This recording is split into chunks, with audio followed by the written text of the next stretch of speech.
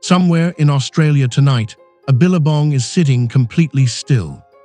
No wind, no birds, just black water reflecting a black sky. And somewhere near that water, a parent is telling a child the same warning that has been passed down in that exact spot for longer than anyone can trace. Don't go near the water after dark. Don't answer if something calls your name from the reeds. Don't wander down to the bank alone. That warning has a name attached to it. You've probably heard it, even if you grew up thinking it was just a bedtime story invented to keep kids away from dangerous water. The Bunyip.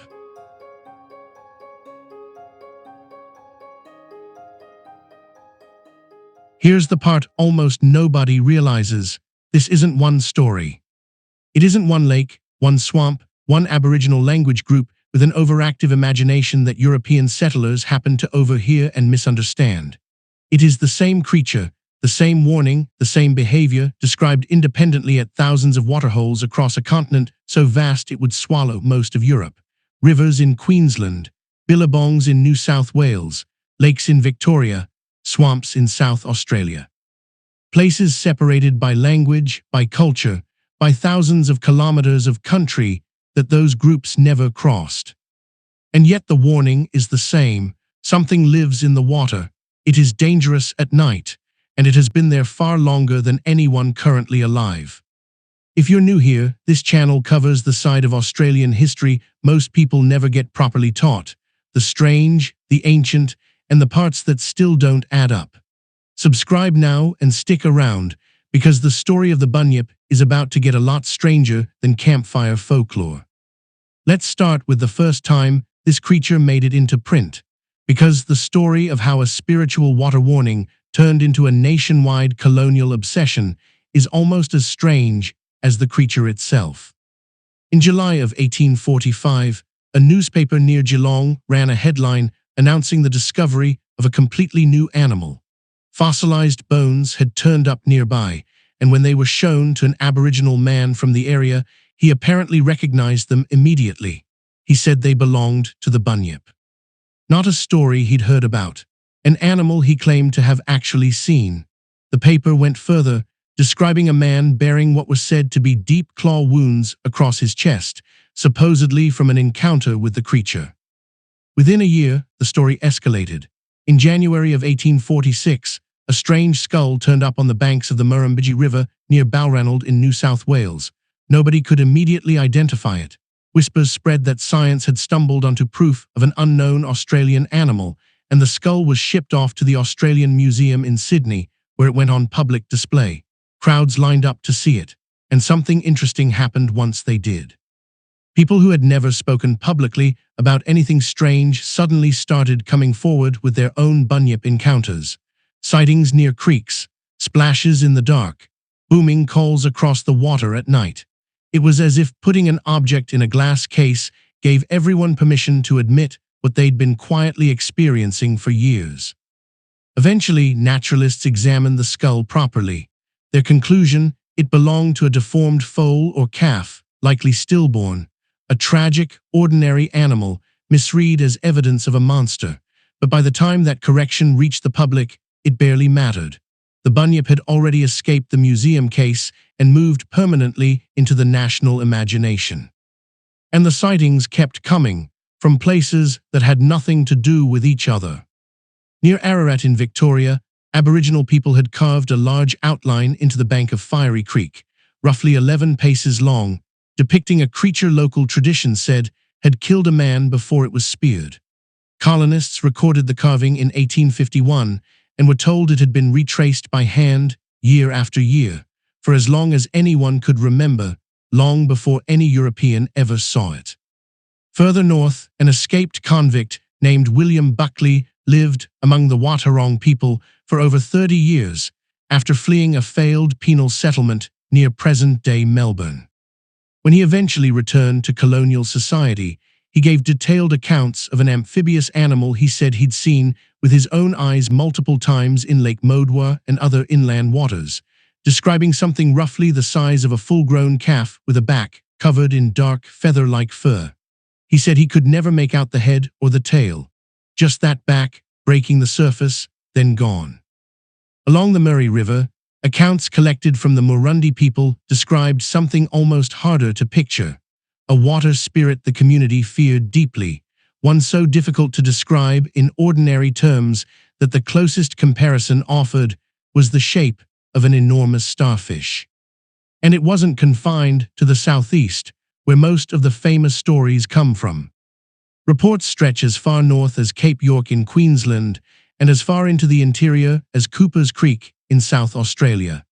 In 1870, reports of a creature in a waterhole in what's now Brisbane's Victoria Park were treated seriously enough that a group of armed police actually marched out to the site in formation to investigate. Strip away the newspaper theatrics, and a strange pattern remains. Two consistent physical descriptions kept surfacing independently over and over from witnesses who had never spoken to each other. One version resembled an oversized seal or a shaggy black dog, somewhere between 4 and 6 feet long, round head, prominent ears, whiskers, no visible tail. The other was far stranger. A long, maned neck up to 3 feet long, folds of loose skin, a head shaped something like a horse or an emu, small tusks, a horse-like tail, and an overall length that witnesses put anywhere from 5 to 15 feet. Two wildly different creatures, both called by the same name, both feared for the same reason. So what was actually going on here? The most commonly accepted explanation involves a bird. The Australasian bittern is a shy, secretive marsh dweller found across the same wetlands where bunyip stories are thickest. During breeding season, the male produces a deep, resonant booming call that can travel for kilometers across still water at night, a sound so unnervingly animal-like that the bird has earned an unofficial nickname among locals, the bunyip bird. In 2023, reporting on the long-running bunyip legend attached to Hexham Swamp in New South Wales traced much of the region's persistent haunted reputation directly back to this bird's call, a sound that explains not just isolated sightings, but why entire wetlands have felt haunted for generations. Seals may explain another slice of the sightings. Fur seals occasionally travel enormous distances up rivers, turning up hundreds of kilometers inland in freshwater lakes and lagoons where nobody would expect to find them. A tired, disoriented seal surfacing at dusk in a location where no one has ever seen one before would look, to a 19th century settler with no context for what they were looking at, exactly like a monster. But neither of those explanations fully accounts for the deeper layer of the story, the layer that existed long before any settler wrote a single word down. In 1830, surveyor Thomas Mitchell uncovered fossilized bones at the Wellington Caves in New South Wales, remains belonging to a creature far larger than any ox or buffalo known to European science at the time. We now know these bones belonged to Diprotodon, the largest marsupial to ever walk the earth, a wombat relative roughly the size of a car that went extinct somewhere between 30 and 40,000 years ago, long enough ago that European science had no framework for it. Not long enough ago, according to some researchers, for it to have vanished entirely from human memory. In the early 1990s, a paleontologist and a geologist working together proposed something worth sitting with. When Aboriginal people were shown the remains of extinct Australian megafauna, they frequently identified them as the bunyip, not as folklore, as recognition, as if some form of memory, carried forward across thousands of generations through oral tradition, had preserved the outline of an animal that modern science only rediscovered through fossilized bone. If that theory holds even partially true, the bunyip isn't simply a monster story.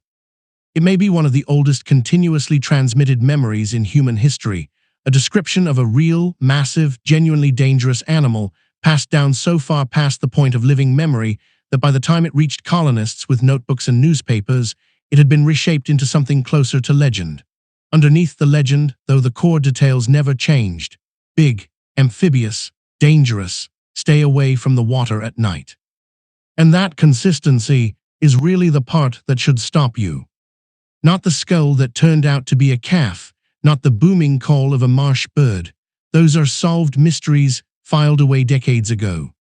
What's harder to file away is the fact that dozens of separate language groups, spread across a landmass roughly the size of the continental United States, who in many cases had no contact with each other at all, independently arrived at the same warning, the same behavior pattern, the same instruction to keep children away from deep water after dark, long before any of them could have compared notes. Maybe it really is cultural memory of a creature that used to exist. Maybe it's simply what happens when every culture on Earth that lives near dangerous water eventually invents some version of a guardian to keep its children safe. Either way, the Bunyip has outlived the empire that tried to explain it away, outlived the museum skull, outlived every scientist who confidently declared the case closed. Because right now, tonight, somewhere along a quiet stretch of Australian water, someone is still telling a child not to go near the edge after dark. And they're not just repeating an old joke. They're repeating the oldest warning label in the country. If this one got under your skin, let me know in the comments, and subscribe for more of the ancient Australian history hiding in plain sight.